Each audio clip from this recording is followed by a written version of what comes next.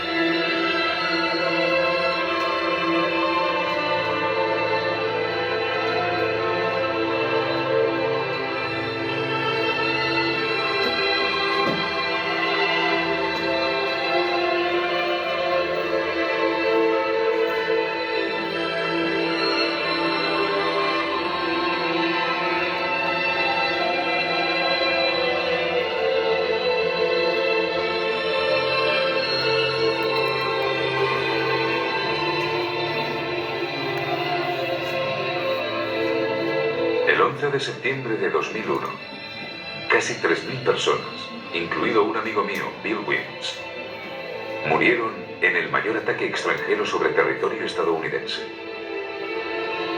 Los objetivos fueron los principales centros financieros y militares de Estados Unidos. Si alguien le ha visto o sabe dónde está, llámenos. Tiene dos hijos pequeños. ¡Dos hijos pequeños! Cuando ocurrió el ataque, el señor Bush se dirigía a una escuela primaria de Florida.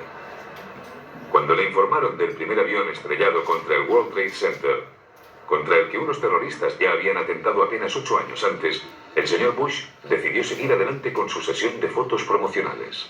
Buenos días, niños y niñas. Buenos días. Buenos días. Leed esto de forma rápida, ¿vamos? Mata. Sí, mata. ¿Vamos? Gato. Sí.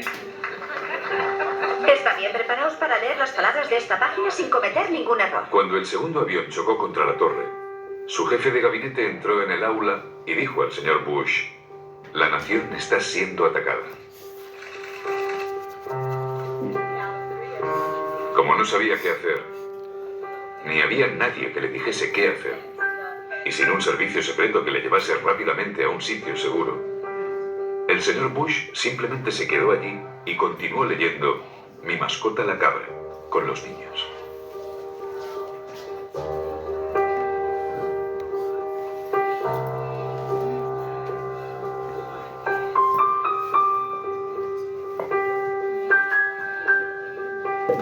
Pasaron casi 7 minutos sin que nadie hiciera nada.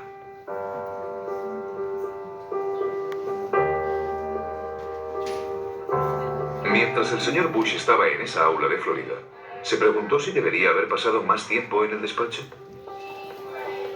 ¿Se debería haber celebrado al menos una reunión desde que asumió el cargo para discutir la amenaza del terrorismo con su responsable de lucha antiterrorista?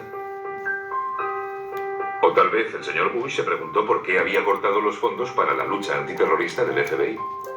O tal vez debió haber leído el informe de seguridad que le entregaron el 6 de agosto de 2001, donde se decía que Osama Bin Laden estaba planeando atacar Estados Unidos secuestrando aviones. Tal vez no le preocupara la amenaza terrorista porque el título del informe era demasiado impreciso. Creo que el título era Bin Laden decidido a atacar el interior de Estados Unidos. Un informe así habría puesto alerta a cualquiera, pero igual que en días pasados, George W. simplemente se fue de pesca. Mientras los minutos pasaban, George Bush seguía sentado en el aula. Estaría pensando, ¿me habré estado relacionando con la gente equivocada? ¿Cuál de ellos me habrá jodido? ¿Será el tipo al que los amigos de mi papá entregaron un montón de armas? ¿Será ese grupo de religiosos fundamentalistas que visitó mi estado cuando yo era gobernador? ¿O serán los saudíes? Maldita sea, han sido ellos. Creo que será mejor que culpe a este tío.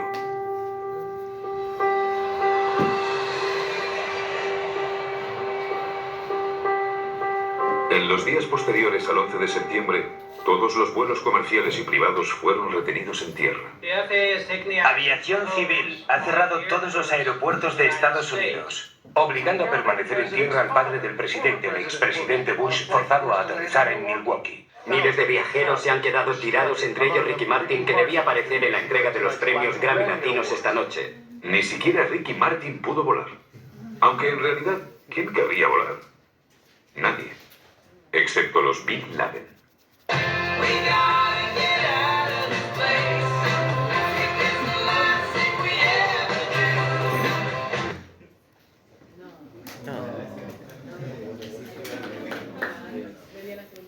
La familia Bin Laden está en Estados Unidos cuando fue el atentado.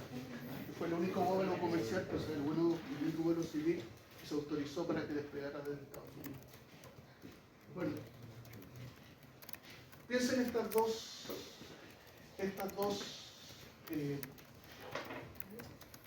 microrelatos.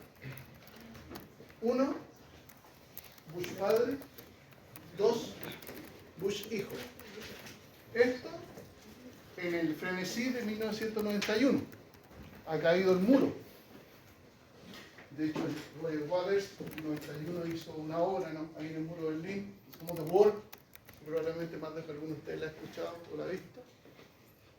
Al Scorpions, el telonero, la Cyndi Lauper, etcétera, etcétera. Había caído el muro.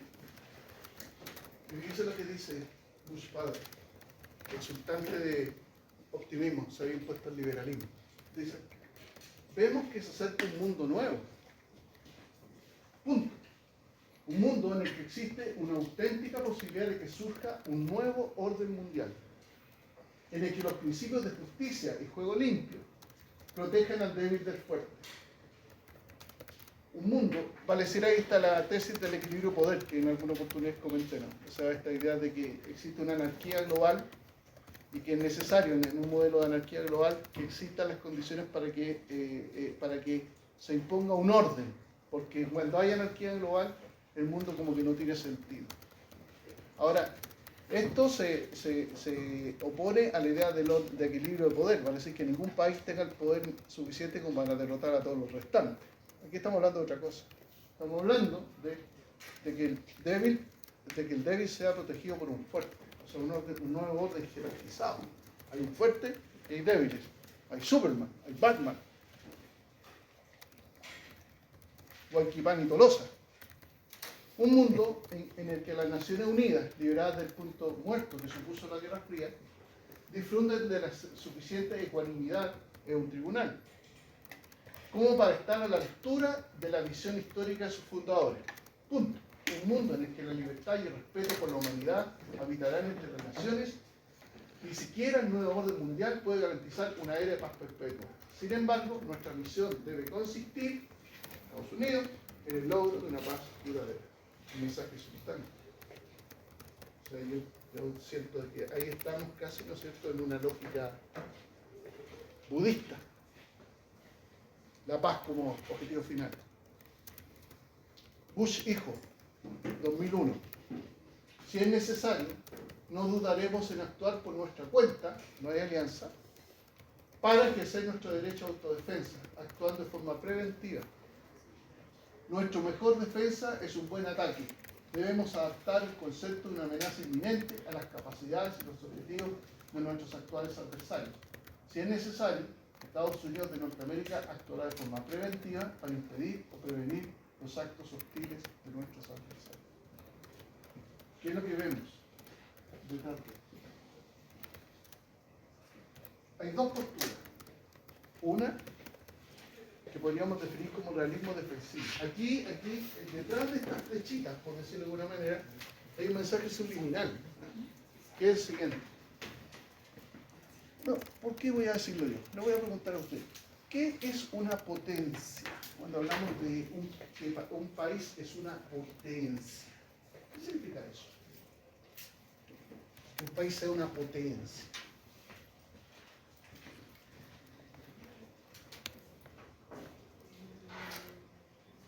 Madame. El país tiene tanto poder como a nivel, como en el sistema internacional, que sus decisiones pueden afectar en otros países. Ya. Y digamos, impactar. Para no decir afectar, que en español afectar siempre tiene una connotación negativa, ¿no? Pero impactar, yo diría un lenguaje, un concepto más correcto, porque una potencia puede persuadir a otros países de hacer algo que esté dentro de su objetivo. Por eso hablamos de hard power, soft power y smart power. Me parece una muy buena definición. Cuando uno habla de potencia, habla de un país que tiene capacidades, ¿no? Capacidades, voy a decirlo así, capacidades, sin definirlas, capacidades para imponer su voluntad en el orden mundial. Es una potencia. Ahora, las potencias desconfían de las demás potencias. O sea, no solamente hay un supuesto de anarquía global, sino que hay otro supuesto que es que no puedo confiar en otro país. ¿Por qué razón? Porque todos los países son movidos por intereses propios. Y los intereses de otro país pueden ser contradictorios con los míos. No puede haber una relación de confianza entre países, entre estados, entre potencias. Razón por la cual debo también tener ciertas precauciones con respecto al actuar de las potencias porque pueden afectar mi estándar, mi estatus. Y por otra parte, los intereses de los países no son del todo conocidos. No tengo idea cuáles son los intereses geopolíticos. Los chinos, todos los años, ¿no es cierto?, el premier del partido se presenta delante de todas las autoridades del Partido Comunista Chino y declara cuáles son los intereses de China. China es explícito en decir, ¿no? Recuperaremos Taiwán, ¿no? Recuperaremos Taiwán, así como recuperamos Hong Kong, y China será la primera potencia mundial. Pero todos tenemos claro que es una declaración de intereses como para el pueblo, para la barba, digamos, ¿no? Pero de alguna otra manera hay intereses chinos que nosotros desconocemos. Y esos son los que mueven a China. O sea, si alguien dijera yo conozco los intereses chinos, probablemente debería estar trabajando en otra cosa, ¿no? Y probablemente con un estándar de trabajo bastante más importante que estar en una posición específica. Entonces yo no conozco los intereses de las empresas, desconozco los intereses. Y más, los intereses cambian. Pero bueno, solo que hace 15 años atrás, en el mundo de las relaciones internacionales se hablaba de la expansión pacífica china. La expansión pacífica china, hace 15 años atrás. Pero de alguna manera, y anote esto para que no se lo olvide, de alguna manera, también las relaciones internacionales y la forma como los estados interactúan con el resto de los estados también son movidos por micromotivos. Hay un conjunto de micromotivos que hacen que los países tomen determinadas situaciones. Y perdón el ejemplo, pucha, es que ya me metí ya en camisa de onceada. Micromotivos. Por ejemplo, yo puedo ser un presidente que me importa un bledo la política exterior de un país y como soy antisemita, me declaro contrario a Israel. Porque tengo un interés manifiesto por la causa palestina. Eso es un micromotivo. Es un interés del presidente. Pero ¿qué pasa? Que ese interés genera consecuencias en materia de relaciones internacionales. Entonces nosotros pensamos siempre que los estados actúan como una máquina, como un dispositivo. No es así. No es así. Los estados al interior de su construcción tienen también pujas internas que hace que los estados actúen de manera zigzagueante, por decirlo de alguna manera. Es raro el estado que tiene una política interna inmanente en el tiempo. Entonces, hay un conjunto de micromotivos. Ahora, hace 15 años atrás, el primer chino no tenía ninguna seguridad en que fuera la primera potencia mundial. Hoy día sí. Por lo tanto, los intereses y las formas de llevar a cabo la relación internacional también están movidos por micromotivos. La autoconfianza también implica micromotivos. Le pongo otro ejemplo. Micromotivos, macroconductas. Le pongo otro ejemplo. ¿Por qué razón cuando empezó la pesadilla nazi en Alemania no pararon a Hitler de una? Hay una película que es preciosa, que actúa Anthony Hopkins como un mayordomo. Y actúa esta artista que es notable, una mujer que es notable, que no me voy a acordar ahora. Pero todos actores y actorazos, ¿no? Y él siempre está enamorado de ella y nunca le dice. Pero detrás de eso, él es mayordomo en una familia británica donde el jefe de familia es pro-nazi. Y eso era muy común en Alemania, en Europa. En Inglaterra habían muchos amigos de los nazis, muchos que miraban con simpatía el nazismo, y en Francia también. En consecuencia, cuando alguien dijo, oye, este gallo está, Auschwitz, ¿no? Se anexó a Austria, está construyendo armas, está rompiendo el pacto de Versalles. ¿Por qué los franceses no procedieron? ¿Por qué los ingleses no procedieron? Porque el interior de la élite política de los franceses y los ingleses habría pro-nazi. Había pro-nazi. ¿Por qué no cae Maduro? ¿Por qué no cayó acá? Por las mismas razones. Porque en el interior de los países no hay micromotivos. Y eso hace que los países, en definitiva, no tengan posiciones unánimes. Y en buena hora. O en mala hora. En consecuencia se va generando, ¿no?, una lógica de macromotivos y microconductas que hace que los países de repente no adopten decisiones o las adopten.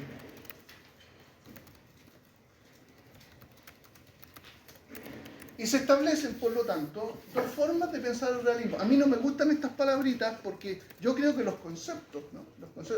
Hay unos, Kennan, entre otros, unos politólogos, que están investigando y están escribiendo artículos donde el tema de las relaciones internacionales y el tema de la geopolítica de los países incluso lo reducen a la personalidad de los líderes. Dicen, oye, esta cuestión se explica por un líder mesiánico, o un líder que se cree emperador del mundo, o el ideólogo del siglo XXI. Y eso, como era Hitler, ¿no? Yo antes les presentaba a mis estudiantes un discurso de Hitler, de 2 minutos. Pero ya no lo hago. No lo hago. Pero les digo que lo vean. Se llama Hitler una carrera, la película. Es una película periodística, un documental. Y usted lo primero que se impresiona es cómo habla. Cómo habla. Por otras cosas que hago, como conozco técnicas de retórica, por decirlo de alguna manera. Uno analiza los lenguajes gestuales de Hitler y realmente es impresionante. ¿Cómo un pueblo le creyó, como decía Bertolt Brecht, ¿no?, al pintor de brocha gorda? ¿Cómo un pueblo le creía a un pintor de brocha gorda todas las estupideces que decía delante de él? ¿Cómo? ¿Cómo un líder le dice al pueblo lo que le decía Hitler y el pueblo... ¡ah! Bueno, alguna vez le voy a contar por qué. Pero quiero decir, en definitiva, que en esto de la politología, en esto de la geopolítica, incluso las decisiones se toman o se adoptan por las características de los liderazgos. Y estos nombres a mí no me gustan porque inducen a error. Pero de alguna manera, en este juego, ¿no? En este juego de qué hacer en este nuevo escenario de zonas grises y guerras híbridas, aparecen dos posturas. Dos posturas. La realista defensiva y la realista ofensiva. Pero ojo, usted cuando dice, ¿no es cierto?, realismo defensivo, siente que es un país que se va a defender. No sé si me entiende. Y nada que ver. Nada que ver. Entonces tengo que aclarar. Cuando se habla de realismo defensivo, se habla de un Estado que toma la decisión de renunciar a esta lógica de tener un potencial de fuego mayor que su vecino, renuncia a esta capacidad de imponerse a sus vecinos, por cuanto considera que no es indispensable o es imposible. Por ejemplo, Francia no está compitiendo en términos geopolíticos con Alemania. Y Alemania tampoco compite con Francia. Entonces, ¿qué practica Francia con respecto a Alemania? ¿Qué practica Alemania con respecto a Francia? Realismo defensivo. Vale decir, incluso Francia tiene mucha precaución de su política de armamento, porque no vaya a hacer cosas que Alemania lea una política de armamento como contraria a sus intereses y se genere una escalada que puede llevarlo a un conflicto. Entonces Europa, como en todo, está en la lógica del realismo defensivo. América Latina probablemente también está en la lógica del realismo defensivo. O sea, los países se arman, pero tienen ciertas precauciones para no generar como desconfianza en los vecinos. Porque no me conviene que se arme Argentina, o no me conviene que se arme Chile. Pues tampoco me conviene que Chile lea en mi política de armamento una amenaza para sus intereses. Porque los poderes están más o menos igualados. Sí. Y una demostración como el poder militar, como por ejemplo hacerse Chile para el 18 de septiembre, ¿podría como considerar Sí, sí y no. En algunas circunstancias, la paramilitar, las paramilitares, yo por ejemplo me pasó que me tocó el 12 de octubre, el Día Nacional de España, me tocó estar en España, y en España sí es la paramilitar, y estaba en Madrid, y ni me di cuenta. O sea, es puta, unos milicos ahí moviéndose, tan poca cosa. Pero en situaciones de conflicto, los países tienden a mostrar su armamento para disuadir a los restantes, sin bien lo que tenemos. Entonces, a veces, la paramilitar sirve para disuadir. Y en ese caso no estaría operando el realismo defensivo. Pero claramente Chile no muestra todos los armamentos en la paramilitar. No sé si usted sabe, pero la paramilitar en Chile, el rating que tiene en televisión, en ningún país del mundo existe, ni en Rusia. O sea, en Chile la gente ve la paramilitar más que en Rusia. Paramilitar. Yo me acuerdo cuando era chico, mi mamá se comía todo el día a ver la paramilitar, pues yo no salía a ver los aviones. Entonces la paramilitar puede ser eso, pero también puede no serlo. Puede ser un juego de póker. Muestro lo poco y nada, ¿no? Y cada vez los estados tienden, en el caso chileno, ¿no? Los estados tienden a tratar de implementar una mirada pacifista. Y que el centro de la paramilitar sean los perritos que llegan, y la resquila, cuestión. Performance. Y el realismo ofensivo. ¿El realismo ofensivo? ¿Qué es lo que tiene que ver? El realismo ofensivo tiene que ver con la idea de que la potencia se siente amenazada. El discurso Bush se siente amenazado. Entonces, ¡no titubearemos! Y solos. No necesitamos el apoyo de nadie. ¿Por qué? Porque estamos bajo amenaza. Por ejemplo, la política exterior de Argentina con las Malvinas sería como realismo ofensivo. No, eso está dentro de lo que son los irredentismos.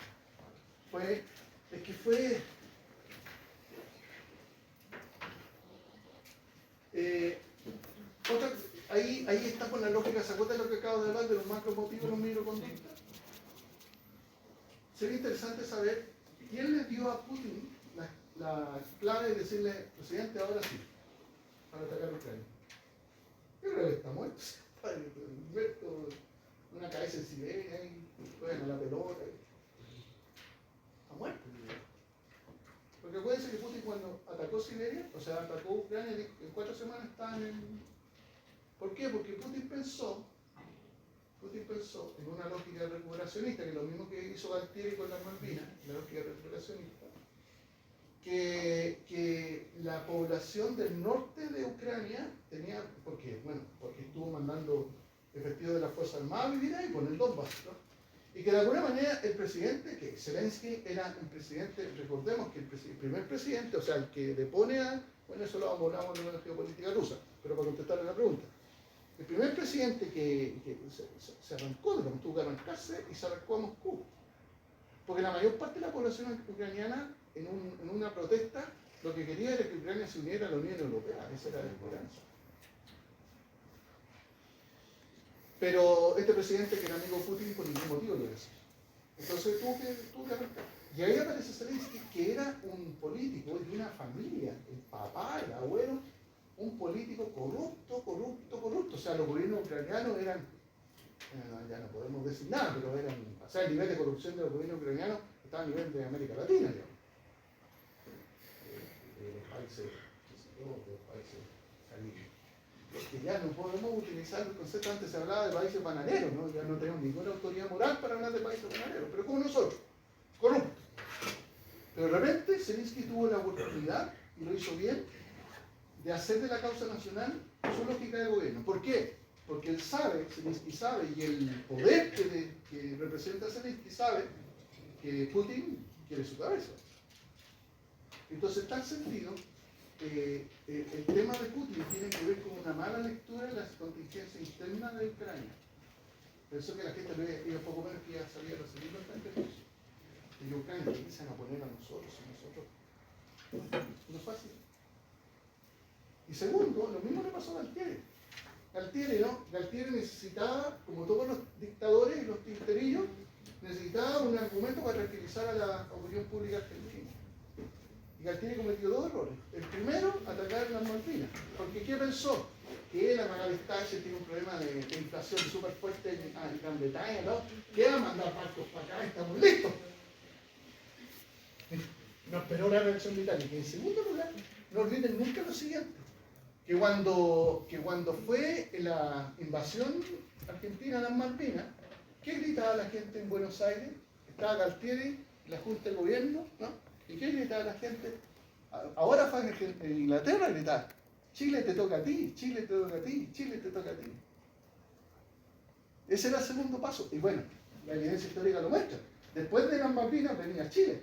Ese era el afán expansionista de Galtieri.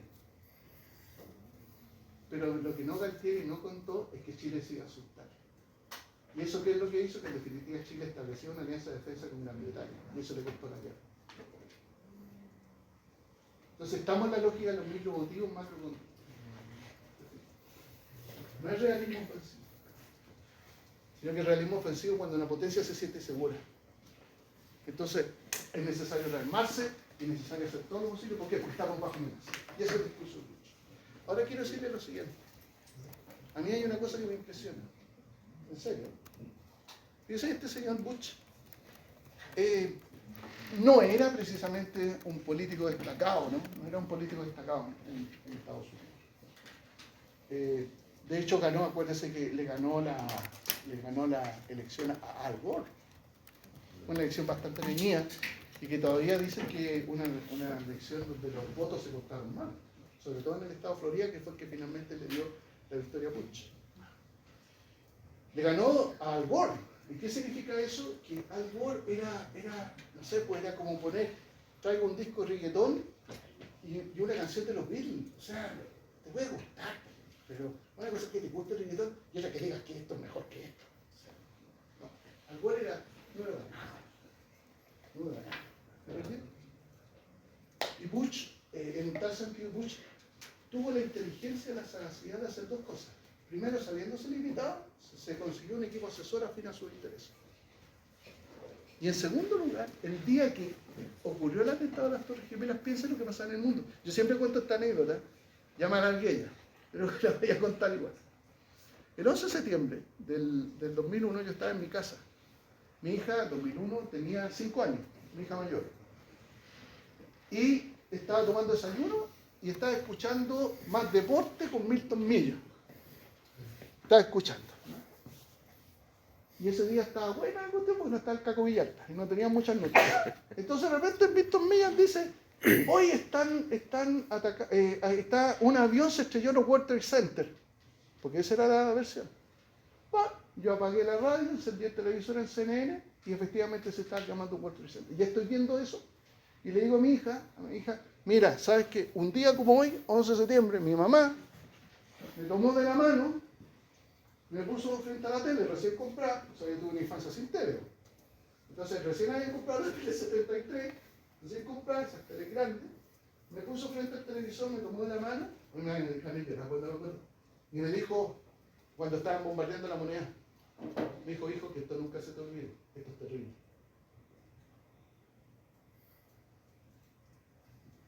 Yo me tenía quinto básico. Sin embargo, era una persona que se dio cuenta de lo que estaba pasando en Chile.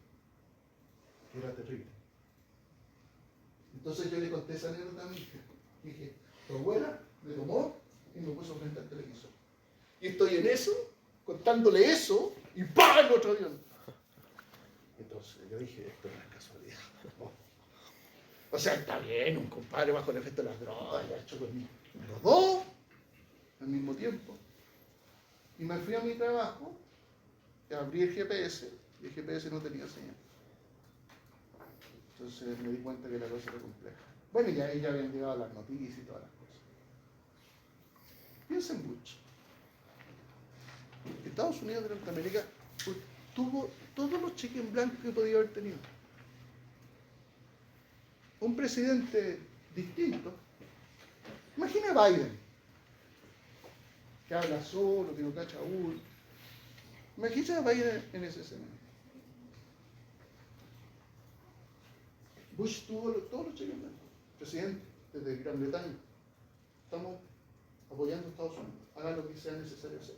China, Rusia, Francia, todos los países. Y sin embargo no hizo nada. Estábamos al borde del colapso. Los Estados Unidos tampoco sabían quién nos iba a ganar. Entonces, ¿hubo una cuota de prudencia? Sí, la hubo. Y eso nos salvó. Pero había que hacer algo. ¿Por qué? Porque no sabíamos que venía.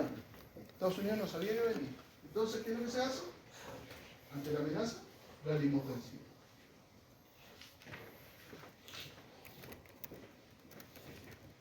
Ahora, esto rompe la tradición, ¿no? La tradición de todo el realismo. El realismo de Hobbes, el realismo de Gramsci, el realismo kantiano. Porque el realismo, la opción geopolítica realista, no es una opción belicista. Porque los realistas tienen claro lo que es una guerra. Tienen claro lo que es una guerra. O sea, un realista sabe lo que significa precipitar un conflicto armado. Y en tal sentido, los realistas tienen una posición, ¿no? Una posición, por eso los realistas hoy día están en una dinámica, porque la nota es que es la dinámica de la interdependencia compleja, que la vamos a ver en un minuto. Así que lo que hay que propiciar un acuerdo entre estados, pero sí que me convenga, un acuerdo interestatal, con el fin, ¿no? Con el fin de evitar los conflictos armados. Esta tradición se rompe. Se rompe. Y aparece, por lo tanto, ¿no? Aparece la voz de los halcones.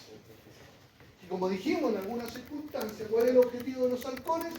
Mantener el sentido de una política exterior orientada a defender los intereses de Estados Unidos. ¿Quién dijo eso? Empieza con A el nombre y el apellido con M. Le gustaban los barquitos, 1901.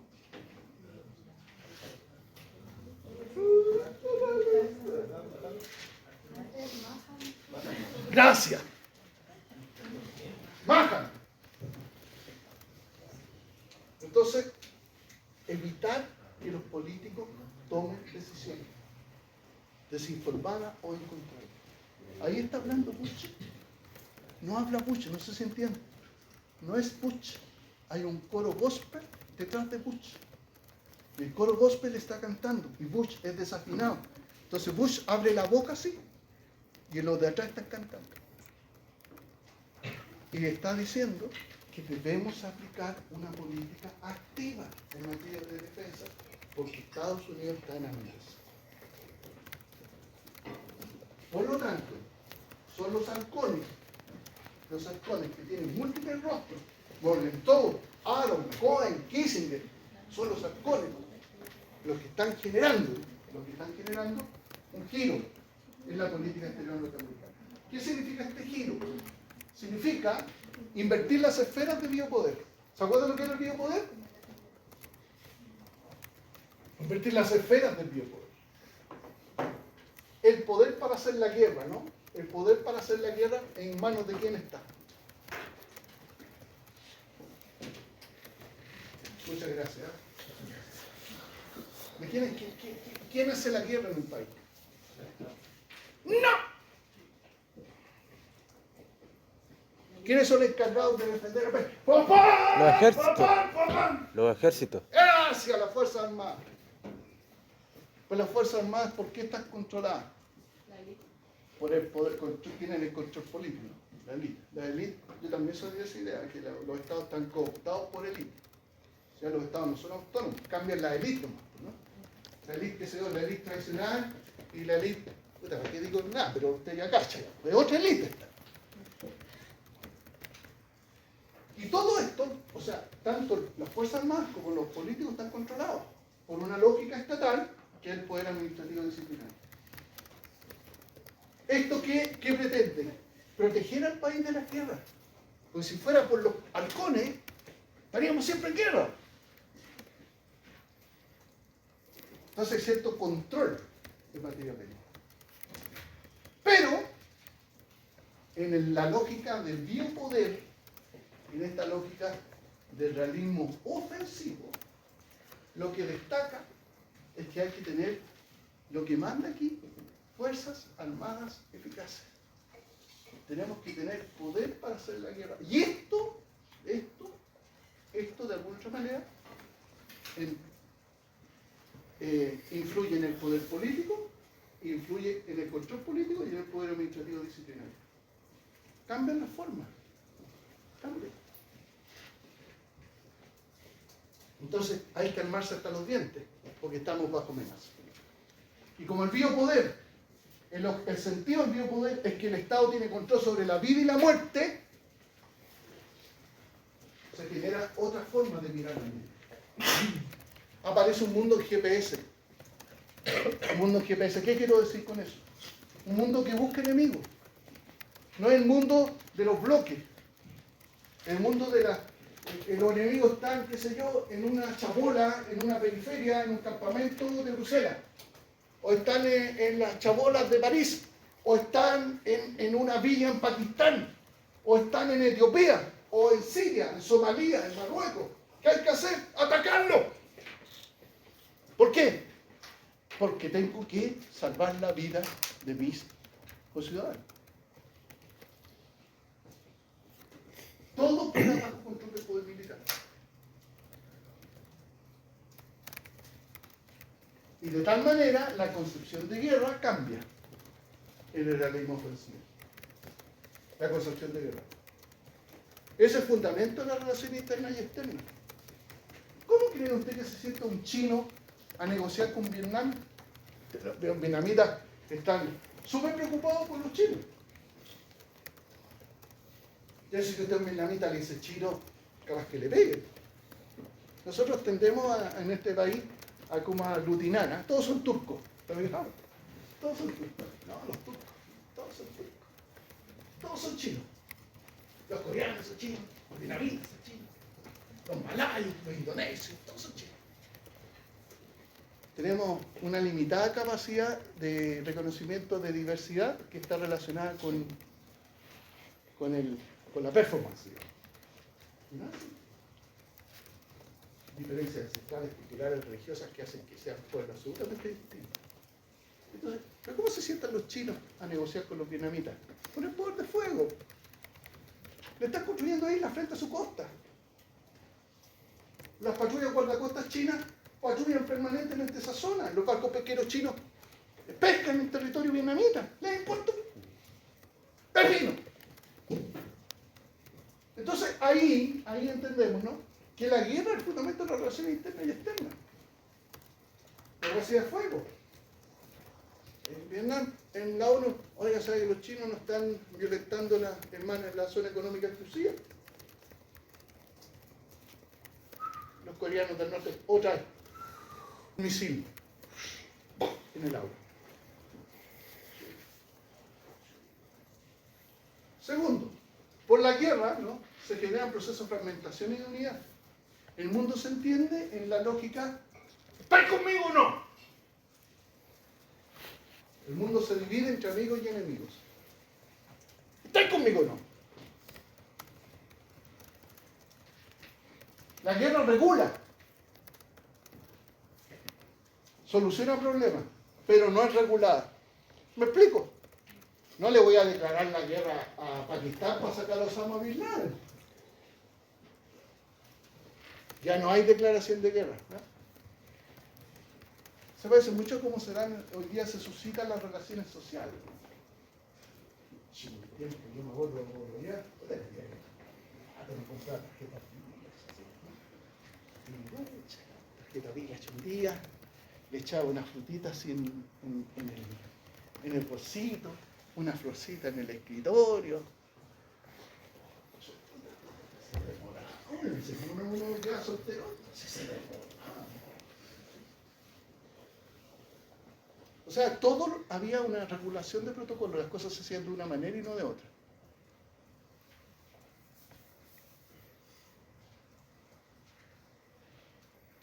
Pero hoy día no.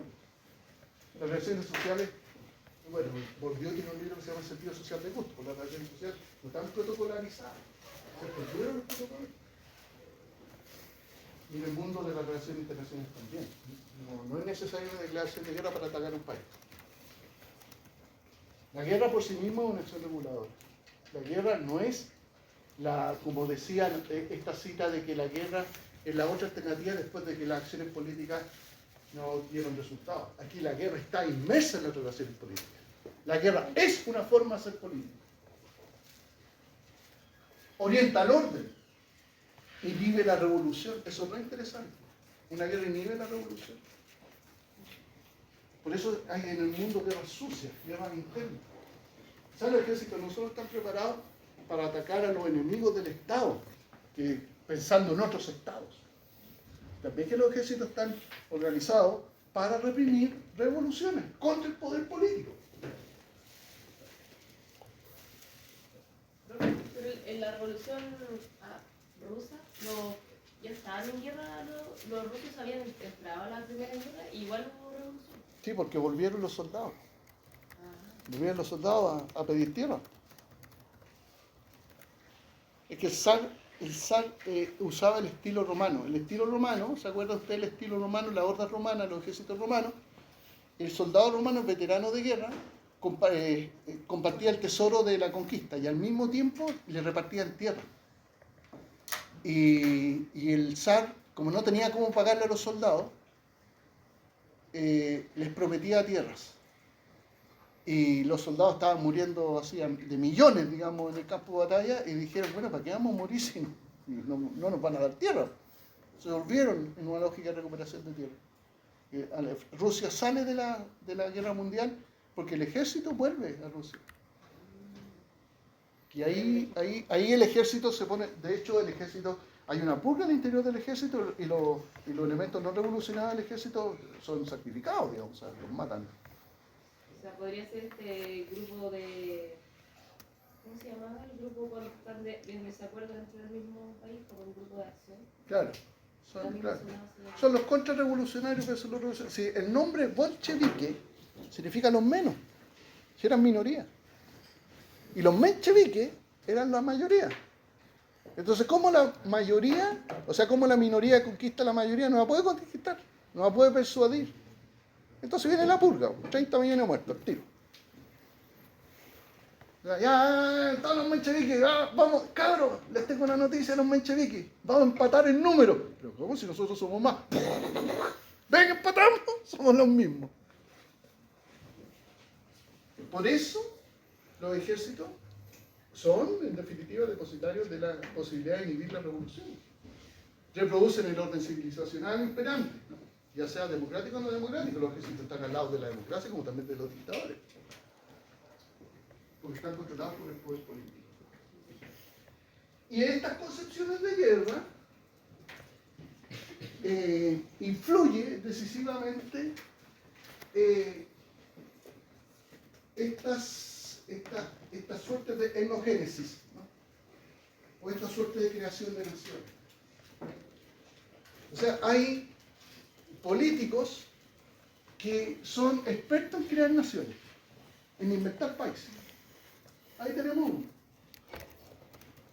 Y por lo tanto, esta lógica de creación de naciones de suyo produce inestabilidad, desordena el tablero de ajedrez. Y son naciones generadas desde afuera, no desde dentro. Cuando fue todo el tema, ¿no es cierto?, de la búsqueda de independencia de Cataluña, también ahí está por la macroconducta y el micromotivo y la macroconducta. ¿Qué pensaban los catalanes? Los catalanes lo que buscaban, porque siempre las minorías, ¿no?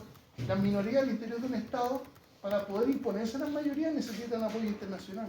Por eso Marx decía, ¡proletarios del mundo! Porque Marx sabía que los proletarios enfrentados a la situación de frontera interna siempre son desbaratados. La única forma de que el proletariado pudiera alcanzar la revolución es que todos los proletariados del mundo se defendieran independientemente de la frontera. Proletarios del mundo unidos. Eso dijo Marx. Y por lo tanto hay una forma de crear naciones desde afuera. Este señor es experto. Cuando veamos geopolítica rusa, vamos a darnos cuenta que es un experto en crear naciones. De hecho, creó la nación en Crimea. O sea, dividió a Ucrania creando naciones. Y eso provoca inestabilidad. ¿Por qué razón? Porque los catalanes pensaban que iban a tener apoyo internacional. Y nadie va a apoyar a Cataluña. Porque ¿sabe usted cuántas naciones irredentas hay en Europa?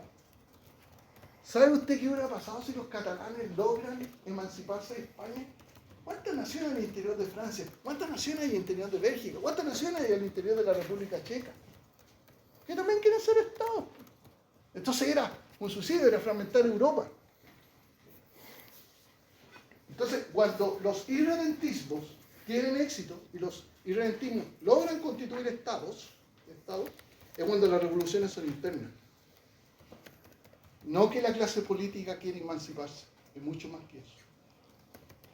No es que la mitad quiera emanciparse, es mucho más que eso. Profe, pero también enseña que la inestabilidad genera, no es que la separación de naciones genera inestabilidad, sino que la inestabilidad genera separación de naciones. Por ejemplo, Somaliland con Somalia, no sé cómo es. Lo que está, a ver si estamos hablando lo mismo, si no me vuelvo a contrapregunta. Los irredentismos, cuando hablo de irredentismo, hablamos de una nación que quiere ser Estado y no puede. No puede. Pero yo no sé si me entienden lo que estoy diciendo. Una nación quiere ser Estado, no la élite política, no un partido, no la clase. La nación. Entonces, bueno,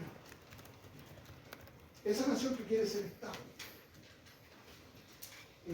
responde a un proceso de liberación interna. La historia acompaña este proceso. Entonces los gobiernos, de alguna manera u otra, van forjándose a la luz de ese ideal. Es irrenunciable. Entonces, dentro de ese ideal irrenunciable, hay naciones que son estables y otras que son inestables. Es otra cosa. ¿Perdón? Pero si un país quiere, o sea, tiene al interior de su frontera una etnia o una nacionalidad que quiere ser independiente, genera inestabilidad. Por eso yo digo al revés. Ahora, este proceso, ojo, este proceso hay que generar, todos nosotros tenemos pensamiento político, porque yo creo que también tenemos claro que somos la élite intelectual de este país. Por lo tanto, tenemos que pasar al segundo plano, que es el análisis científico. Entonces, de alguna manera, hay redentismos que son provocados por una élite que tiene objetivos propios o desde afuera, pero que no están instalados territorialmente. Entonces, de hecho, los antropólogos son muy buenos para crear estaciones. De hecho, yo conocí al antropólogo, ahora murió, ¿no? El antropólogo que creó a los diaguitas. Y ahora hay toma ahí en Caldera, en Copiapó y en todo ese lado, porque hay otro antropólogo que creó los collas. No, yo soy colla. Y eso yo soy cholo. Me preguntaban en el censo y dije que era cholo. Soy cholo. ¿Y a dónde? Si yo puedo hacer cualquier cosa. Y eso genera inestabilidad. Recuerda que a ti en el censo te preguntaron cuál era tu etnia. Y tú declarabas tu etnia. Pero este señor, ¿no? Sin que medien procesos internos, desde afuera quedan hacer. Se crean desde afuera. La Federación Rusa es la gran productora de nacionalidad. Por lo tanto, no son consecuencias de un gran desarrollo social. Por lo tanto, son artificiales. Pero generan inestabilidad. Son procesos de colonización territorial que están relacionados con la seguridad y el biopoder.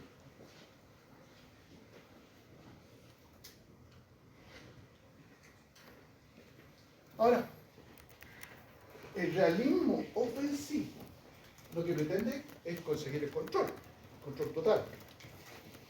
El realismo ofensivo, bueno, el defensivo de alguna manera también, pero el ofensivo con mayor peso.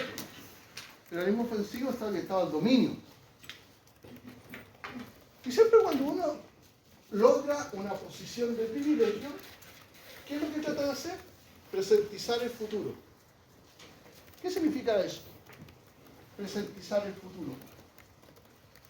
Significa que nada cambia. Porque las condiciones que están interactuando son aquellas que generaron mi poder. No, las cosas tienen que quedarse tal como están. ¿Están locos? ¿Cómo hago cambiar esto? Sí, de alguna manera tenemos poder en base a esto. Entonces se define qué es normal. Y lo que es normal es aquello con lo cual yo quiero vivir. Si el concepto de normalidad es un concepto súper subjetivo. O sea, lo que era normal en mis tiempos no es lo mismo que ahora lo que es normal. No es lo mismo. Normal es un concepto, normalidad es un concepto evolutivo, histórico, cultural. Y político también. Pero es un solo ejemplo. ¿O no es necesario? Sí. ¿Sí? Fíjate que Biden, en Estados Unidos, ¿sabes lo que hizo con la Pascua de Resurrección? La Pascua de Resurrección, o sea, cristianismo sin resurrección es una religión, una secta, una idea, una ideología. Los cristianos creemos que Jesús resucitó. Ese es el sostén de la religión. Entonces, ¿cómo se combate una idea? Con otra idea mejor, o que sea más impactante, o que la gente esté más dispuesta a... O sea, una idea que la gente como que acepte. Y Biden decretó el Domingo de Resurrección como el Día Mundial de la Identidad Trans. ¿Quién puede estar en contra de eso?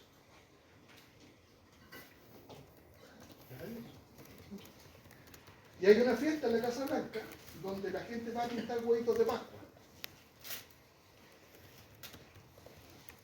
Bueno, este año se hizo lo mismo, pero todos los huevitos de Pascua tenían que tener motivos trans. Estaban todavía los motivos cristianos. Eso es normalizar. Entonces muchas veces normalizar, y de hecho Foucault, cuando habla de normalización, habla de un proceso de imposición de poder. Porque lo que es normal es aquello que la élite declara normal. O sea, la normalidad es una forma de control. ¿Por qué lo primero que apareció cuando apareció la modernidad fue los manicomios? Porque había, ¿no es cierto?, una lógica de que quién es normal y quién no es normal, porque esa gente los locos andaban sueltos y de hecho eran bendición, pues tener un loco en la familia era bendición porque se comunicaba con los dioses. Entonces, normal, anormal. Y el anormal, a la casa. Antes la gente que tenía opciones sexuales distintas a las opciones sexuales normales, lo metían preso. Oscar Wilde murió en la cárcel. Entonces lo que es normal es evolutivo, es cultural, pero yo lo que quiero decir, que cuando digo evolutivo cultural, no quiero que quede con la sensación de que una cuestión que, qué buena onda, que se produce así como por la buena onda. Hay lógica de poder detrás. Esto es normal. ¿Y cuál es el fin? Superar las amenazas. Leer la historia. Rage Against the Machine. ¿Conoces a tu enemigo? Tienes que conocer a tu enemigo. Porque si hay alguien en la vida que te conoce, es tu enemigo. Tu enemigo sabe que ahora te levantas, sabe lo que piensas, sabe cómo te vistes, porque no puedes vivir sin pensar en ti. Tu enemigo está todos los días pensando en ti, porque te odia. ¡Oh, qué glorioso es odiar!, decía Goebbels. ¡Qué glorioso es odiar! No hay mejor forma de conocimiento que el odio. El odio conoce más que el amor, porque el amor perdona. El odio no. ¡Oh, qué glorioso es odiar!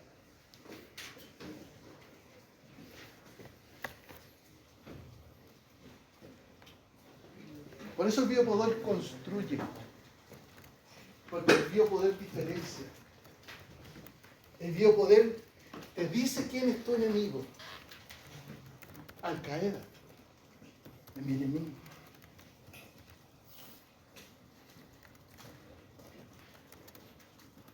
El biopoder es fundamento del poder supremo. Puedo hacer lo que quiera. ¿Por qué? Porque estamos bajo amenaza. Puedo hacer lo que quiera. Porque te voy a salvar tu vida.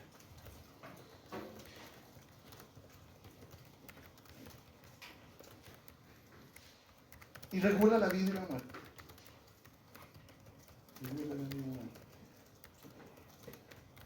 Sustenta las políticas de defensa, bueno, y todo lo que dice, ¿no? Es una actitud reactiva y constructiva. Produce realidad. Produce realidad.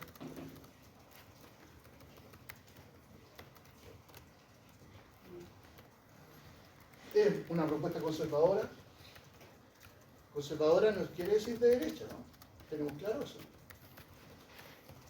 Se busca la preservación del orden y se despliega interna y externamente, desde lo interno. No hay espacio en el cual no tenga capacidad de intervenir. ¿Siempre es defensiva entonces el grupo? ¿Siempre está en la defensiva? No, pues está ¿se acuerdan? Pucha, se me olvidó tu nombre. Claro. ¿Te acuerdas que dije que estos apellidos yo los mantengo porque es como hablan los libros, ¿no? Pero son peligrosos porque producen esta confusión. Es realismo ofensivo. ¿Por qué? Porque estoy bajo amenaza. Pero a mí realismo ofensivo me suena y no, pues no eso. No eso. Sino actuar sobre la base del miedo. ¿Sobre la base del qué? Del miedo.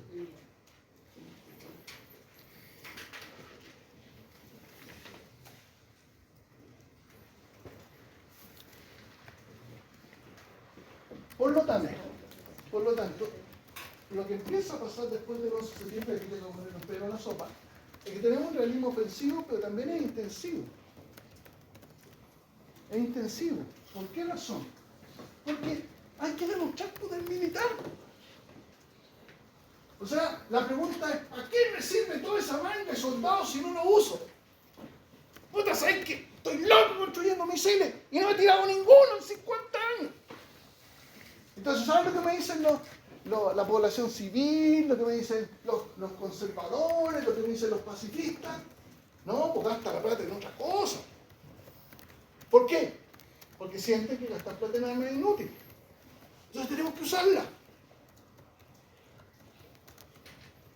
Y por lo tanto, De alguna manera lo que está detrás es que ¿por qué un país quiere ser potencia mundial?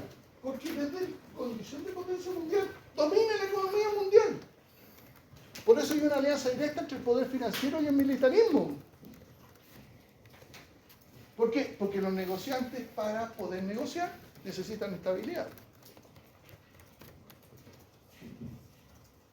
Cuando China no se quiso abrir al mundo en el siglo XIX, ¿qué hicieron los holandeses? Los bombardearon. ¿Y qué hicieron los ingleses con los holandeses? Bombardearon los puertos. No había competencia, ¿cómo se llama? Competencia autónoma, competencia leal y nada por el estilo. Oye, los holandeses están comerciando, vamos, mandémosle los puertos. Y hundamos todos los barcos. Y ahí quedamos nosotros dueños del mar. Poder militar apoya al poder financiero. Siempre. ¿Cómo se desarrolló Roma? ¿Cómo se expandió Roma? Con la orden ecuestre, con una clase social, la clase social mercantil. Iba a llegar a un lugar, empezaba a negociar, y los naturales, cuando los lugareños se ponían como difíciles, llegaba el ejército y pacificaba, pues, y nombraba provincias, senatoriales o imperiales. Poder militar, poder financiero. ¿Cuál es la mejor forma de ganar plata? Produciendo armas. El poder militar teóricamente asegura la hegemonía. Teóricamente. Y apoya la instalación de órganos de gobierno mundial. Las misiones de paz. ¿Qué son las misiones de paz? Los cascos azules. Invasiones. Pero por buena onda. Tengo un amigo, compadre mío, amigos de infancia, a veces jugábamos a las bolitas, a los 4 años. Y este compadre entró al ejército, al servicio militar. Y en las prácticas de tiro, el compadre tenía 10 de 10. Ay, pelado que se bueno, balazo. Y lo empezaron ¿cómo se llama? A desafiar, a poner difícil el tema. Y este gallo resultó fenomenal. Entonces, cuando todos se licencian del servicio militar, le dijeron, guacho, ven, te quedáis. Y te vais a la escuela de no sé qué, y se transforma en el número 1 de los francotiradores de Chile. Yo jugaba a los teollitos con él y no sabía que tenía el buen ojito, o sea, por eso siempre me ganaba la bolita, porque tenía el medio ojo. Y este compadre, francotirador, tuvo antecedentes, todo. Cuando fue la intervención para acabar con la guerra en Bosnia y Herzegovina, los llaman de Estados Unidos, a él y a otros más. Le dicen al ejército chileno, oye, préstame el Tapia. Oye, Tapia, te llaman de Estados Unidos. Ya Tapia, mira. Los francotiradores serbios, este es el sentido, en Sarajevo, los francotiradores serbios, que están escondidos por todos lados, el blanco de los francotiradores serbios son mujeres croatas, o mujeres bosnias. ¿Por qué razón? Porque las mujeres tienen hijos bosnios, hijos croatas. Y los hijos croatas matarán a tu hijo serbio. Entonces no matan soldados los francotiradores, matan mujeres y niños. Y tú tenés que matar francotiradores serbios. Ya. Estuvo 6 meses en eso. Misión de paz. ¿Entiendes? Ya. Bueno, quedamos ahí. Nos vemos la próxima.